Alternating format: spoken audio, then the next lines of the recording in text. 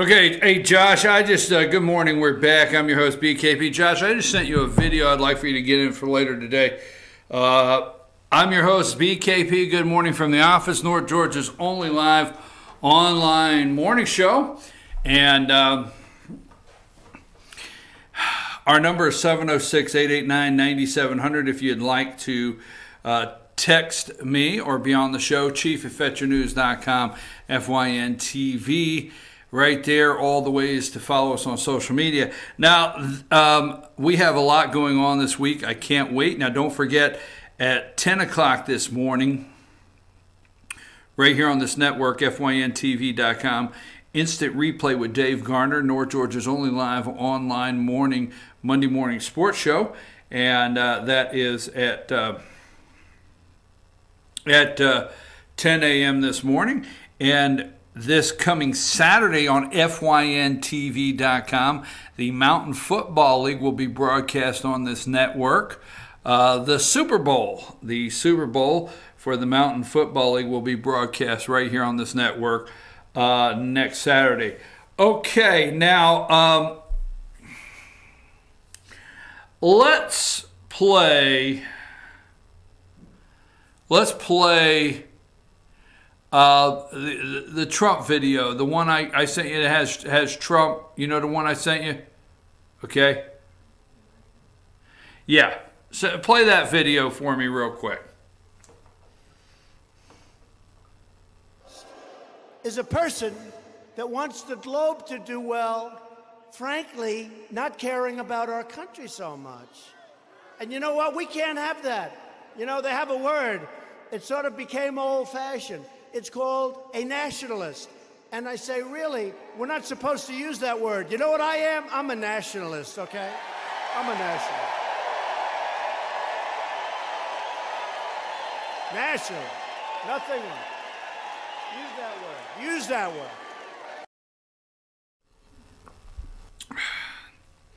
Did you hear the dog whistle?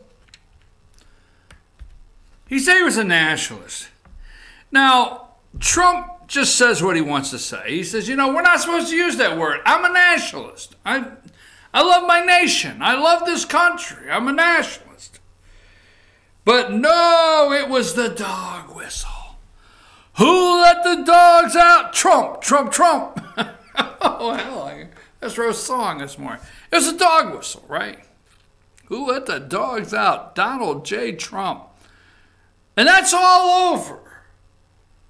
Trump and his dog whistle. Now, this past weekend, I watched all of the morning shows. Now, I did not watch Jake Tapper. I can't bring myself to do CNN on the mornings, okay? I just can't do it. I can't do it on Sunday morning. I mean, some things you just can't do on Sunday. But this being said, all right, I went to let me pull up my list of notes, okay, and I wrote down all of these people, the four shows I watched.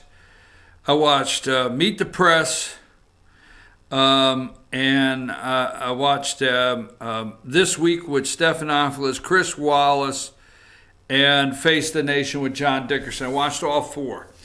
And I was listening for any of the four networks to say,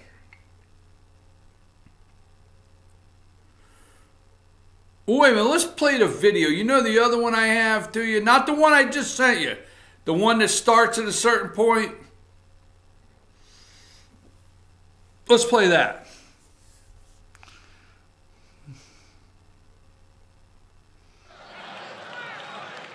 So when they talk about Farrakhan, call me a hater, you know what they do?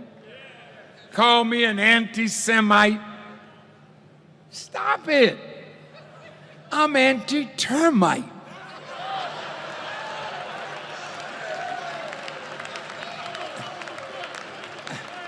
I don't know nothing about hating somebody.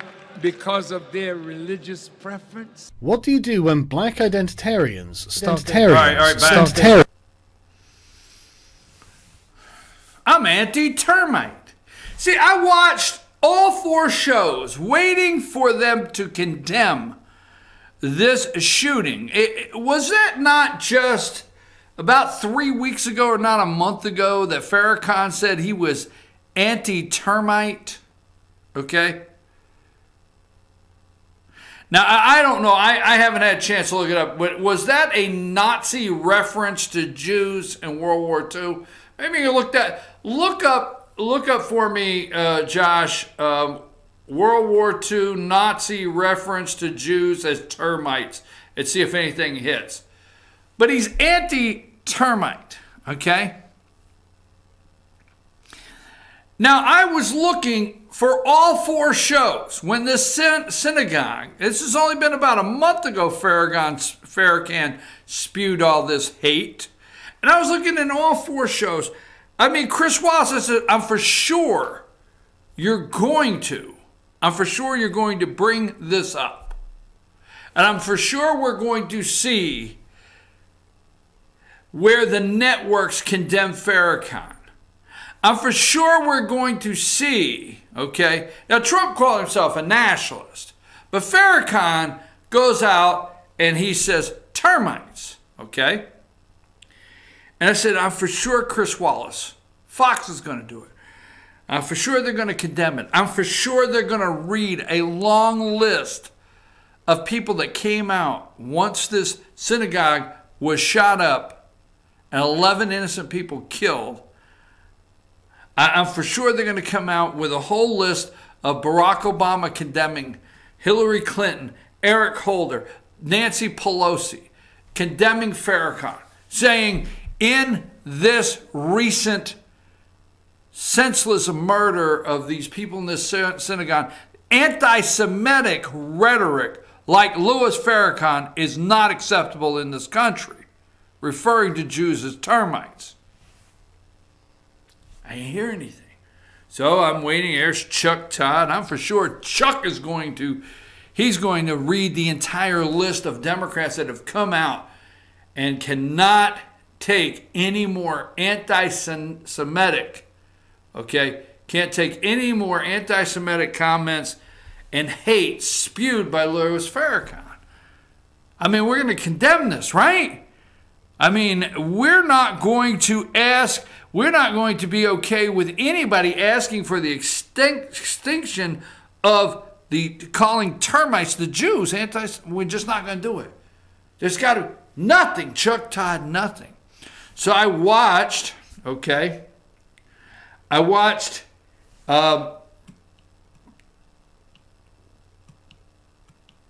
See if I can find it here. So I watched ABC, all right, George Stephanopoulos. And I'm thinking, somewhere here, I know here, it's going to happen now. George Stephanopoulos is not going to accept, okay? He's going to bring up Louis Farrakhan.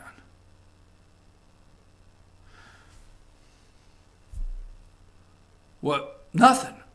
Face the Nation, nothing. But on ABC, the head of the Anti-Defamation League, okay,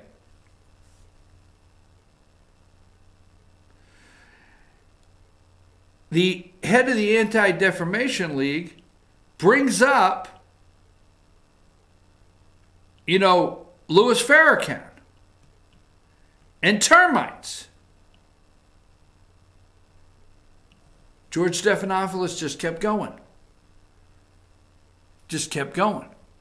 Didn't even acknowledge that this guy, head of the Anti-Defamation League, said termites in a statement. Just kept going. Nobody out of 4 networks yesterday, and I'm for sure CNN didn't, okay, said one word about Louis Farrakhan and termites and his anti-Semitic spewing. Now, I didn't do it this morning, but I could go through pictures after pictures of Maxine Waters, Louis Farrakhan, all of them, Barack Obama, the whole list. I can't find Louis Farrakhan with Republicans. I can't find him with Donald Trump. I can't find him with any of these other people, but I can find him with the Democrats. But no, never let a good crisis go to waste, right? So do you have that? Did you come up with anything or find anything? Yep, I did. What'd you find? It's saying that in World War II that they referred to Jews as parasites. So him likening termites to them is like saying exterminate them. Like right. Okay. All right. So it is a World War II Nazi reference, right? Yes. Okay. So when Louis Farrakhan made that comment as termites, okay, let's go to number 28. This guy here, Robert Bowers, that they're trying to tag the anti-Semitic Trump as anti-Semitic. This man here has all kinds of Nazi stuff on, some anti-Semitic Nazi stuff on there, which Louis Farrakhan just said not even a month ago, Farrakhan or whatever, just said not even a month ago, termites. Now let's go to, this is what the change to this weekend. Let's go to Adam Schiff. Do you have that video? CNN? Okay, put that up for me.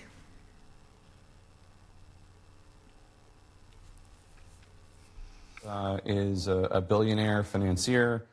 He's Jewish. He's a funder of a lot of progressive causes. Somebody who's in the political arena certainly, opens themselves up to criticism. Do you think all the criticism coming from the right about George Soros, all of it is anti-Semitic? Some of it? How do you view it? Well, I don't know that I could say all of it. Some may have an issue with George Soros's Open Society organization or foundation, but I think most of it. We have to go to the press. Your fellow California Congressman Kevin McCarthy, the House Majority Leader, has been really criticized in the last few days for a tweet he put out earlier this week that said, if we can put it up on the screen, we cannot allow Soros, Steyer, and Bloomberg to buy this election. Get out and vote Republican November 6th. Make America great again. In point of fact, Soros is Jewish. Bloomberg is Jewish. Tom Steyer's father was Jewish. He has since deleted the tweet. But what did you make of that?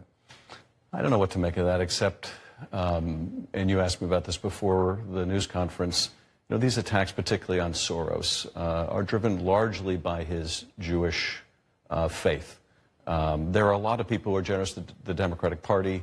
The fact that he's become a symbol is not an accident. The fact that they're promulgating this falsehood that he's funding the caravan is an effort to give rebirth to this blood libel that Jews are bringing impurity to the country. They're bringing other people to dilute the purity of the country. It's an ancient hatred, and it's no accident that they've made George Soros the symbol of this.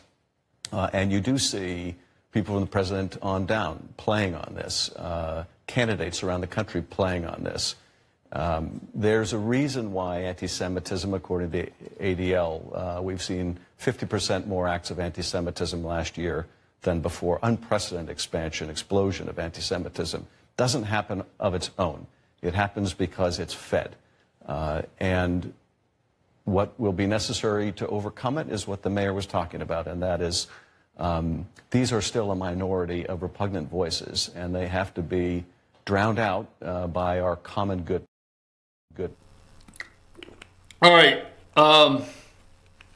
So Adam Schiff, CNN, they're all on board this morning, MSNBC. They're all on board. This is the defending George Soros because George Soros is Jewish. I want to go to this number 44.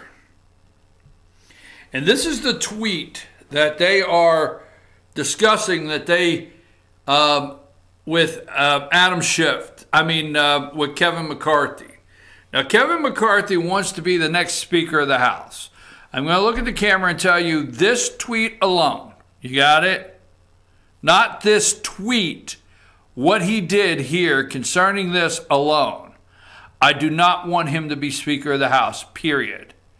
Because if you're doing something, it's irrelevant if you're Jewish, if you're German, if you're Russian. It's irrelevant. Okay? Kevin McCarthy tweeted. He did not write Jewish. He did not say these Jews. He didn't say anything concerning, okay, them being Jewish. We cannot allow Soros, this is all Kevin McCarthy wrote, we cannot allow Soros, Steyer, and Bloomberg to buy this election. Get out and vote Republican November 6th. Make America great again. Now, fact number one, in our great state of Georgia here, not speak of what they're doing in Florida and across the country, but our great state of Georgia here, Michael Bloomberg has invested a lot of money in trying to take your guns. In our great state of Georgia, George Soros has invested a lot of money in trying to get the governor's mansion to go blue. And Tom Steyer has been here or has raised money for Stacey Abrams. So the truth is that Steyer's, Soros, and Bloomberg have come out publicly, and we know they're pushing so much money. The Open Society Foundation, all right, pushing so much money into these campaigns, trying to turn this country blue right now. The blue wave, this is the blue wave of money, that Kevin McCarthy calls it out. I call it out. But the difference in me and Kevin McCarthy this morning is Kevin McCarthy is a wuss. He is a wuss. If he is going to be a wuss here, what is he going to be as a Speaker of the House? What kind of wuss will Kevin McCarthy be as Speaker of the House if the Republicans retain the House? That's a different subject in itself. What kind of Speaker of the House would he be? A wuss. So if he had half of you know what, if he had half of you know what, he would leave his tweet up there.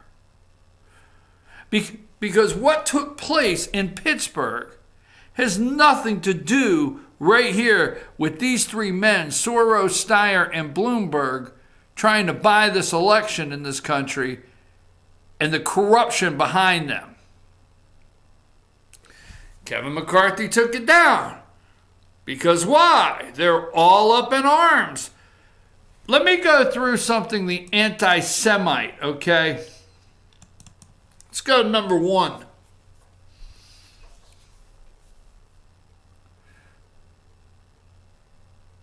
Donald J. Trump, president. First president to visit the Wailing Wall. First president to visit the Wailing Wall.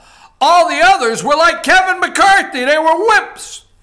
They couldn't go to distance. They claimed they were going to go, but they were afraid of what kind of symbol that would show, what kind of message that would send the world.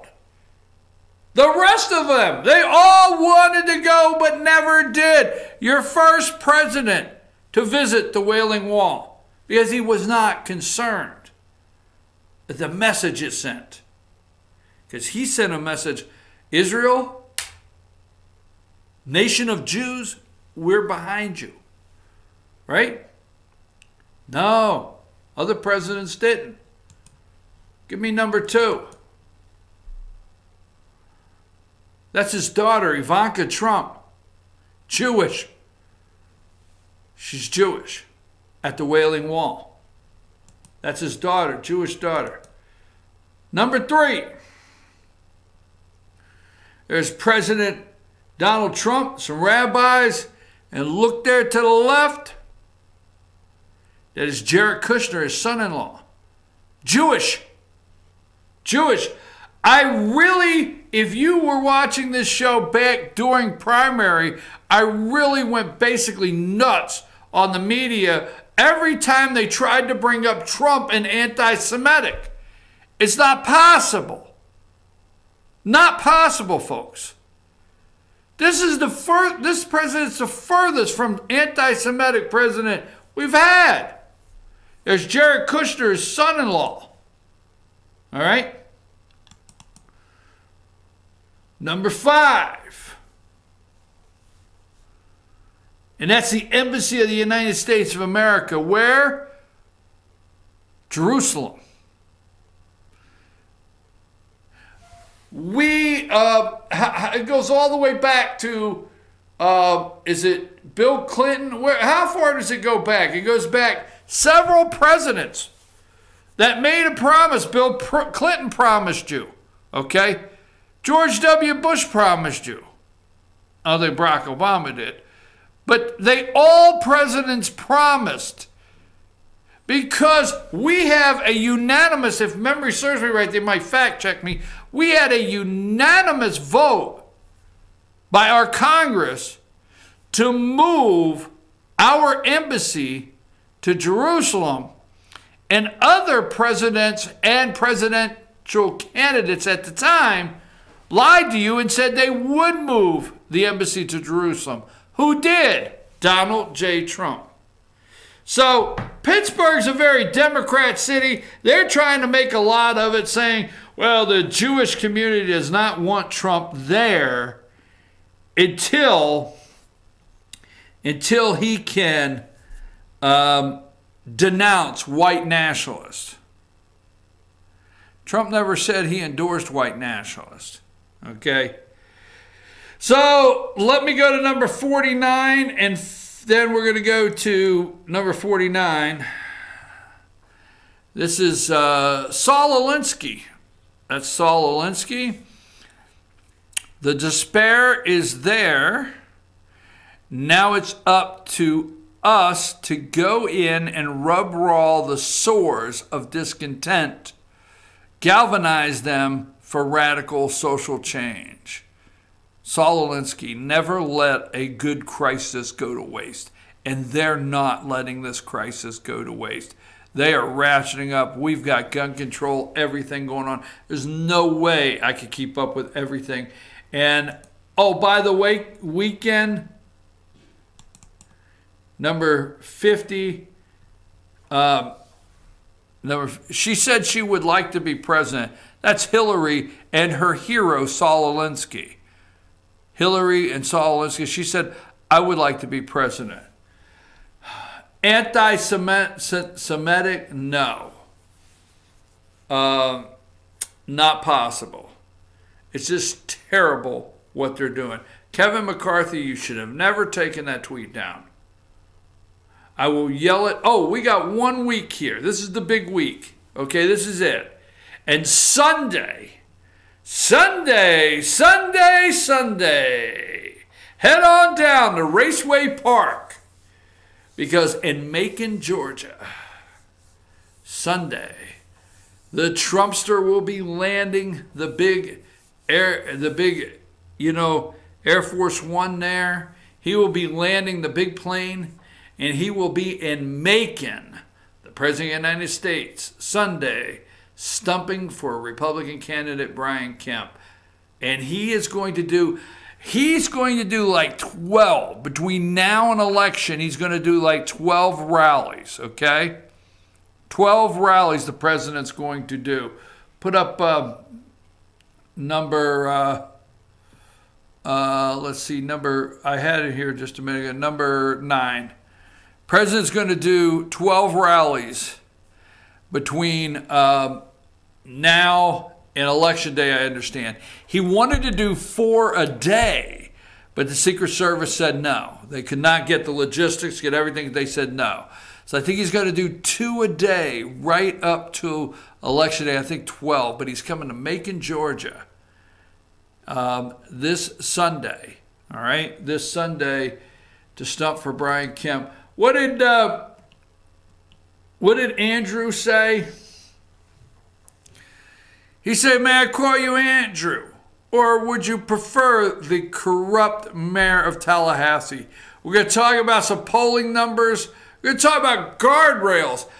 I thought I would drop over when Joe Scarborough said when blank was at Fox News, there were some conspiracy guardrails.